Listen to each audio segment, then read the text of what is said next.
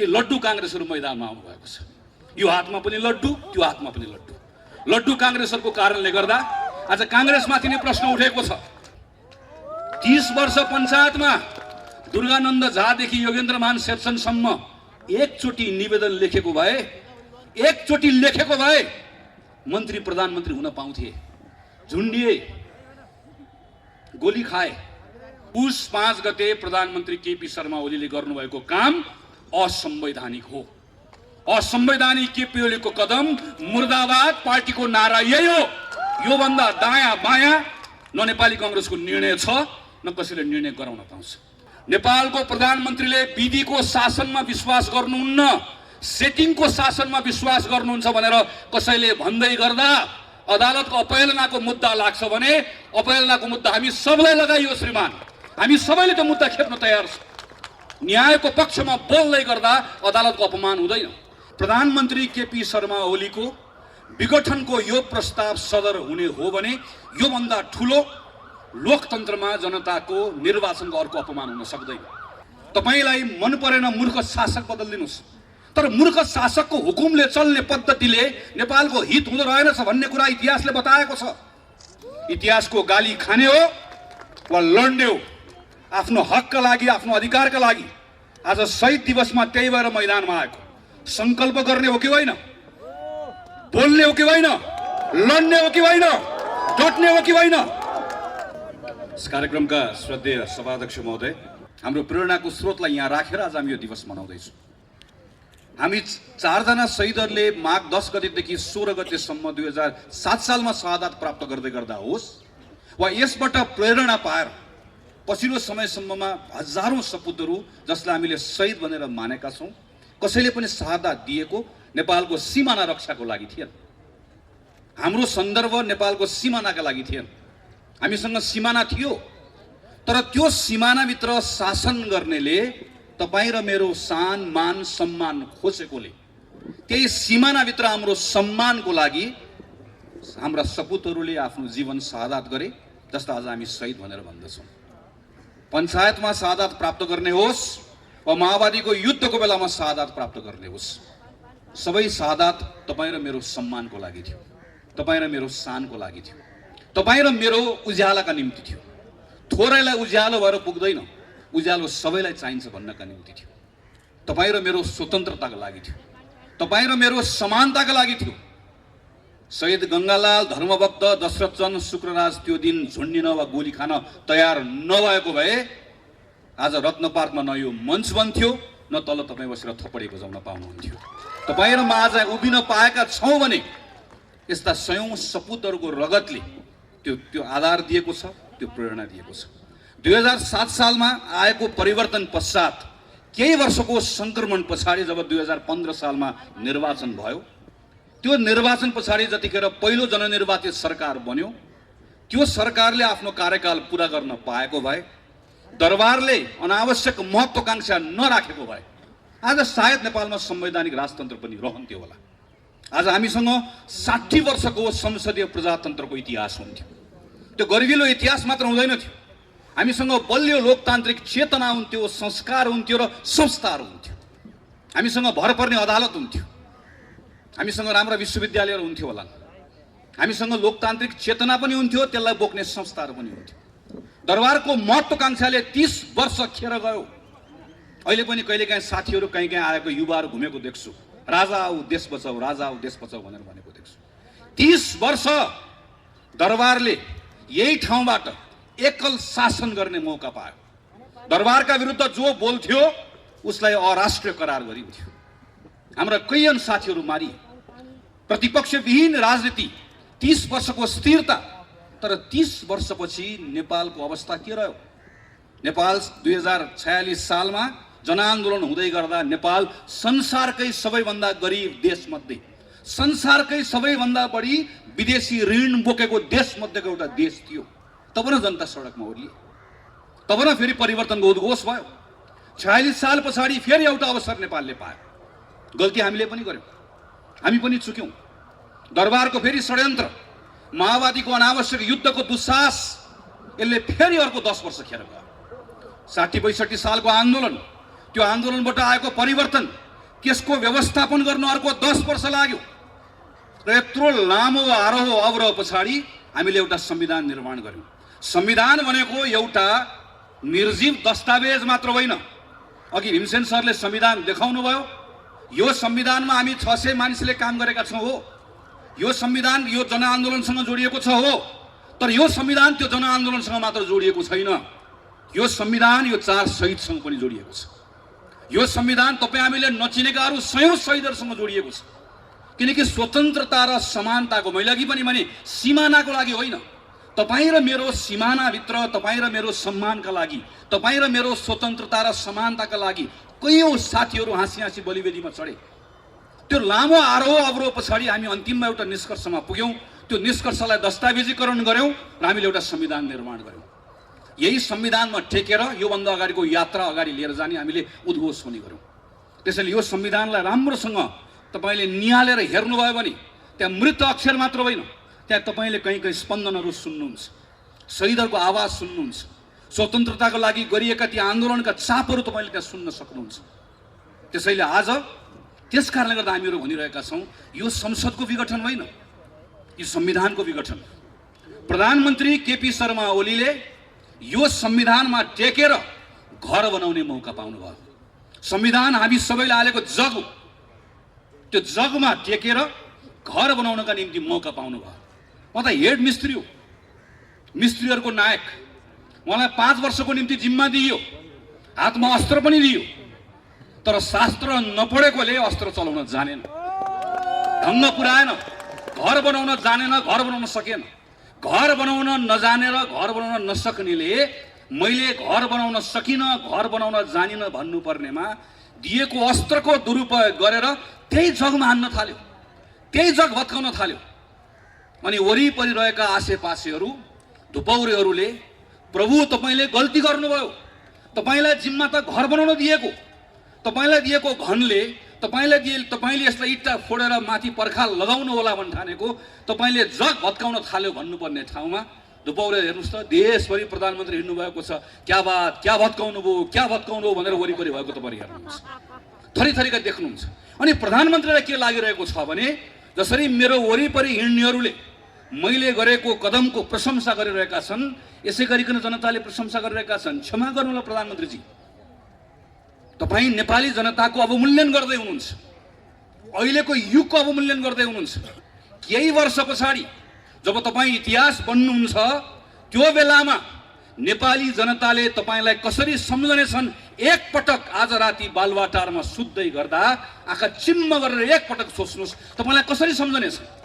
तपाईलाई नेपाली जनताले यत्रो 50औं वर्षको आरोह अवरोह पछाडि एउटा संविधान निर्माण गरेर नयाँ युगको सुरुवात गर्ने मौका पाएको, अभूतपूर्व अवसर पाएको एउटा प्रधानमन्त्री जसको सनकको कारणले गर्दा सिङ्गो देशलाई दुर्घटनामा पुर्याइदिने एउटा पात्रको रूपमा तपाईलाई सम्झनेछ।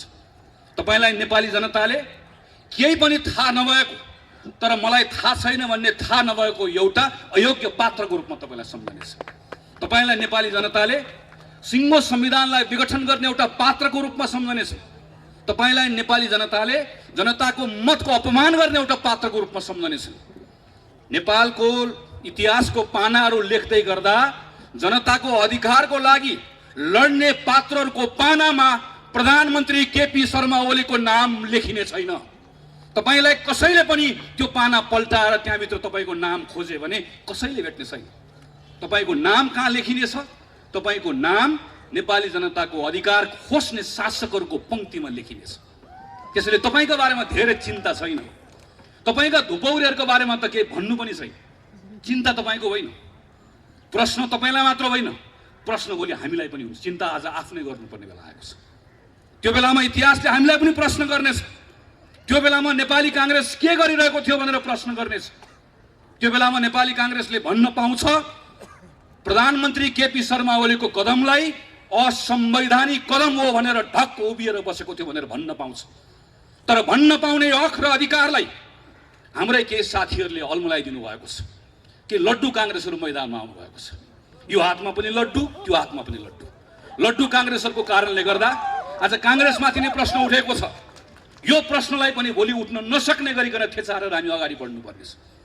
यो नेपाली कांग्रेस पार्टी हो जसको नेता बीपी कोइरालाले मोहन शमशेरको अगाडि उभिएर भन्नुभयो, जतिखेर मोहन शमशेरले भने तिमी बाहुनको छोरा भएर गद्दीमाथि आँखा लगाउने, बीपी कोइरालाले उभिएर भन्नुभयो महाराज पूर्वमा लेखेर शासन गर्ने दिन गए।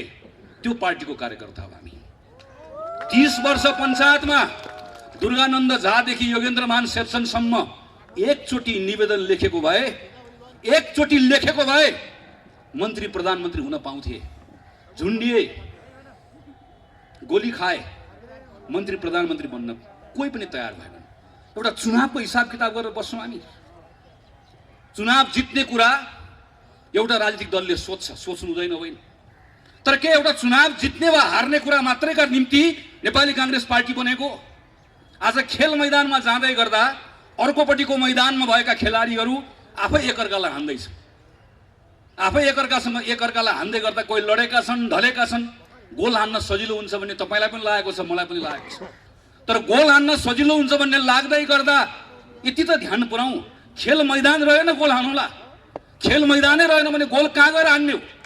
अनि त्यो खेल मैदान राख्ने पद्धतिका निम्ति लडेर आएको कांग्रेस होइन यो। त्यसैले आजको दिन नेपाली कांग्रेसको प्रत्येक साथीले आफैलाई प्रश्न गर्नुपर्छ, यदि कोही अलमलमा छ भने तपाईँ निर्वाचनको पक्षमा कि संसद पुनर्स्थापनाको पक्षमा? गलत प्रश्न। तपाईँ संविधानको पक्षमा हो कि होइन? प्रश्न यो। तपाईँ संविधानको पक्षमा हो भने तपाईँ जनताको पक्षमा हो कि होइन?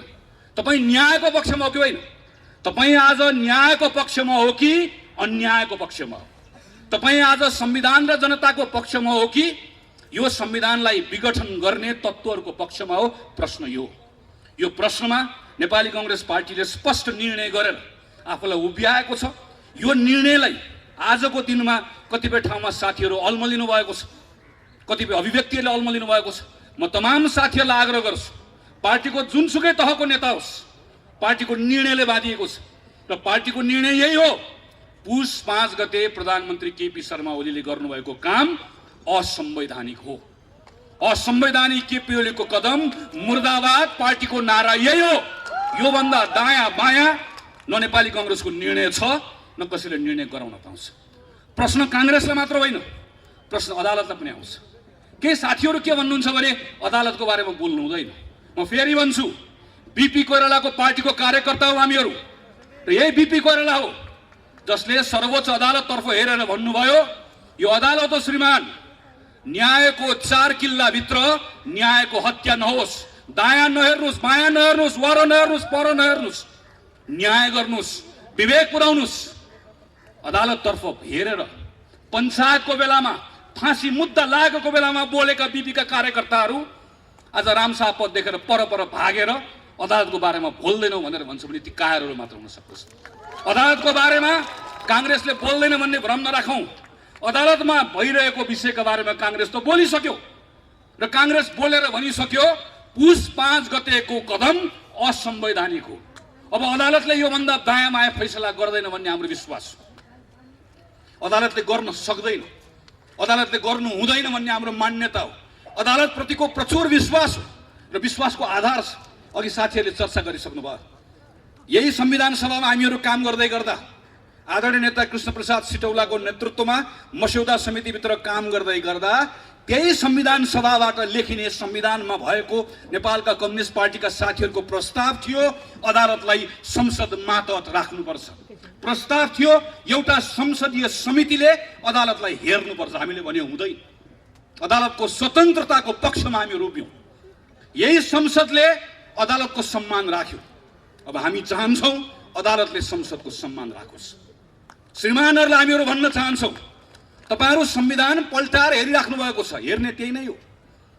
संविधानको अक्षरहरू पढिराख्नु भएको छ, धाराहरू पढिराख्नु भएको छ, पढ्ने त्यही नै हो। तर संविधानको धाराहरू, त्यो अक्षरहरू शून्यबाट आएका होइनन्। त्यसको सृजना कहाँबाट भयो, त्यो कहाँबाट आयो, कहाँबाट जन्मियो? त्यही संविधान सभाबाट जन्मियो। त्यो दुईटा संविधान सभामा काम गरेर आएको सदस्य हुँ म। पहिलो संविधान सभाको एउटा छलफल तिथि मिति याद छ। म सुभाष नेमाङको कोठाभित्र भएका छलफलहरू अहिले पनि सम्झिरहेको छु। पहिलो संविधान सभाबाट संविधान बनेको भए आज नेपालमा संसदीय व्यवस्था रहने संविधानै बन्दैन थियो। त्यो यात्रा पार गरेर हामीहरू दोस्रो संविधान सभामा आयौँ। एकातिर हामीलाई प्रत्यक्ष निर्वाचित कार्यकारी जस्तो भइदियोस् भन्ने चाहना, अर्कोतिर स्थिरता भइदियोस् भन्ने चाहना, तर अर्कोतिर संसदीय व्यवस्था पनि रहिदियोस्, नत्र भए नेपालको विविधताको प्रतिनिधित्व हुन सक्दैन भन्ने यथार्थको बोध। त्यसका बीचमा हामीले एउटा निर्णय गर्यौँ, हामी संसदीय व्यवस्था राख्छौँ, तर यस्तो संसदीय व्यवस्था राख्छौँ जसमा हुने व्यवस्था न भूत हो न भविष्य।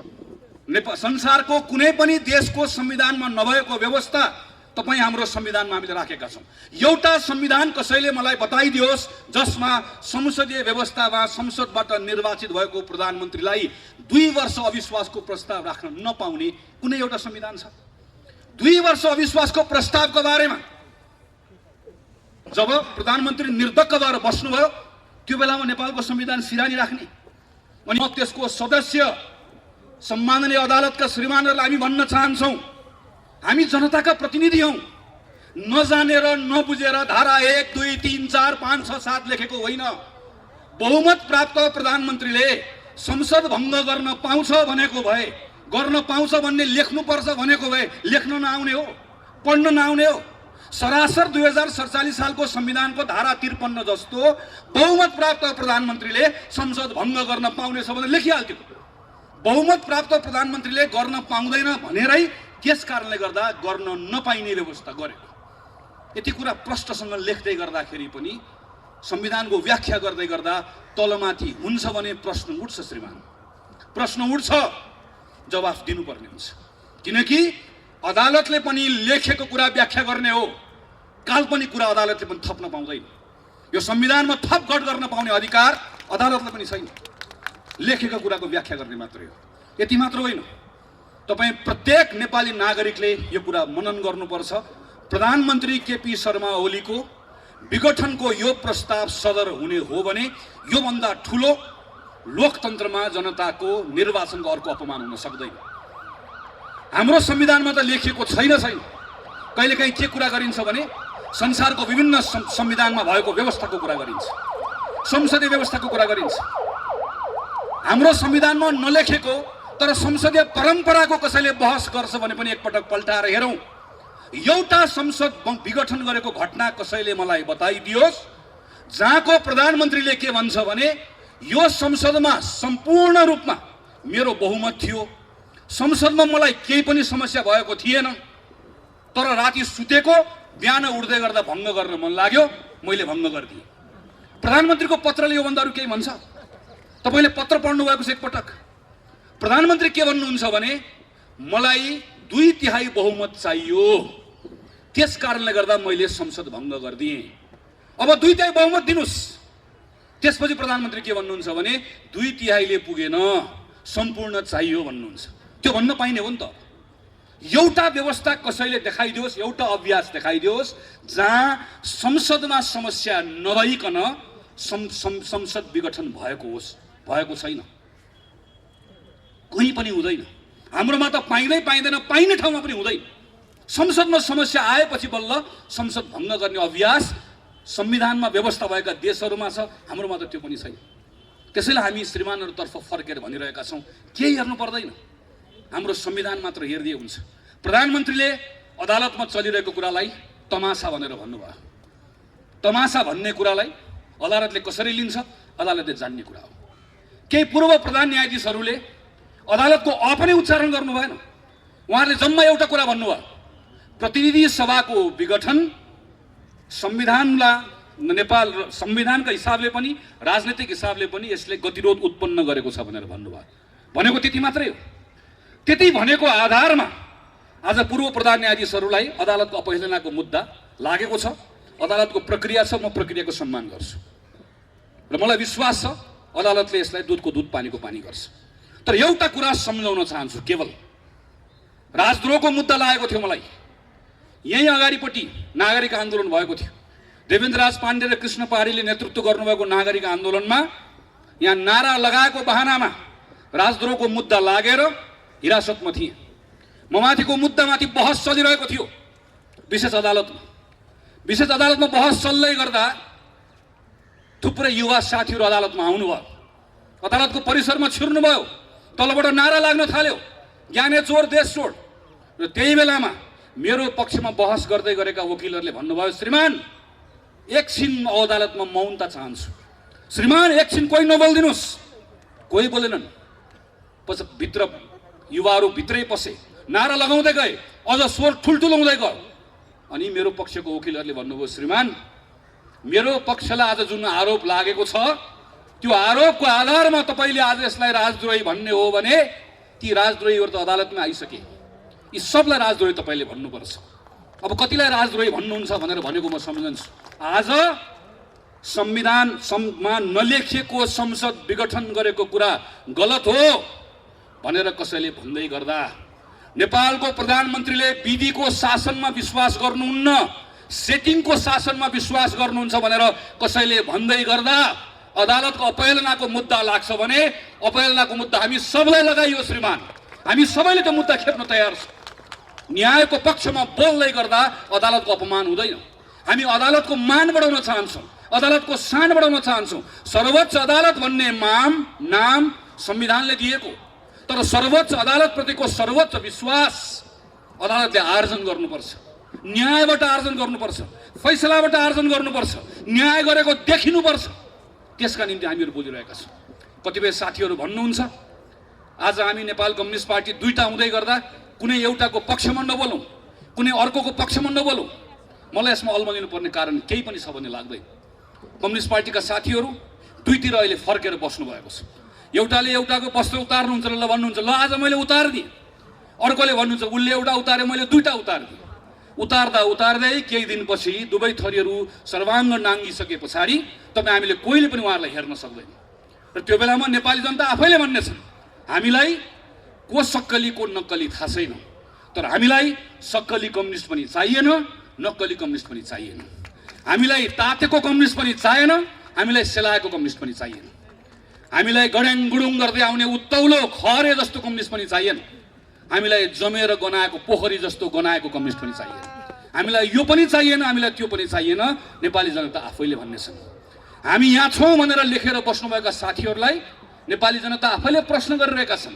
हिजो नेपाली कङ्ग्रेसका साथीहरू संसदमा सडकमा राष्ट्रपति रानी जस्तो हुन खोजिबक्स्यो भनेर भन्दै गर्दा तपाईँहरू कहाँ हुनुहुन्थ्यो? हिजो संसदमा उपसभामुख पनि चाहियो, होइन भने संवैधानिक परिषदमा प्रधानमन्त्रीले दादागिरी गर्नुहुन्छ भन्दै गर्दा तपाईँहरू कहाँ हुनुहुन्थ्यो? हिजो निर्वाचन आयोगमा स्वतन्त्र मान्छे लिएर जाउँ भन्दै गर्दा तपाईँहरू कहाँ हुनुहुन्थ्यो? आज चुनाव चिन्ह मलाई दियो, म यहाँ छु भन्दै गर्दा तपाईँहरू कहाँ हुनुहुन्थ्यो भन्ने प्रश्न तपाईँ हामीले गर्नु पर्दैन। आम जनताले गरिरहेको प्रश्न छ। हामी यसमा अल्मलिनु पनि पर्दैन, किनकि आजको मूल प्रश्न यो होइन। आजको मूल प्रश्न संविधान माथि भएको घात हो। आजको मूल प्रश्न संविधान विघटन गरिएको विषय हो। आजको मूल प्रश्न संविधानलाई ट्र्याकमा फर्काउने कुरा हो। आजको मूल प्रश्न व्यवस्था जोगाउने कुरा हो। म खास गरिकन नौजवान साथीहरूलाई म अनुरोध गर्न चाहन्छु। 48 सालमा 9 कक्षामा पढ्थेँ, 46 सालको बेलामा प्रदीपजी हामीहरू एउटै विद्यालयमा भक्क स्कुल पढ्दै थियौँ। ठुलो परिवर्तन भयो। परिवर्तनपछि सब ठिकठाक हुन्छ भन्ने लाग्यो। धेरै कुरा भनेको जस्तो भएन। माओवादी आयो, बन्दुक बोकेर आयो, व्यवस्था बदल्छु भनेर आयो, दरबार आयो, व्यवस्था बदल्छु भनेर आयो। त्यो बेलाका युवाहरूको त्यो क्षणिक आवेगमा, क्षणिक नैराश्यतालाई त्यसको दुरुपयोग गरेर अनेकन शक्तिहरू आयो।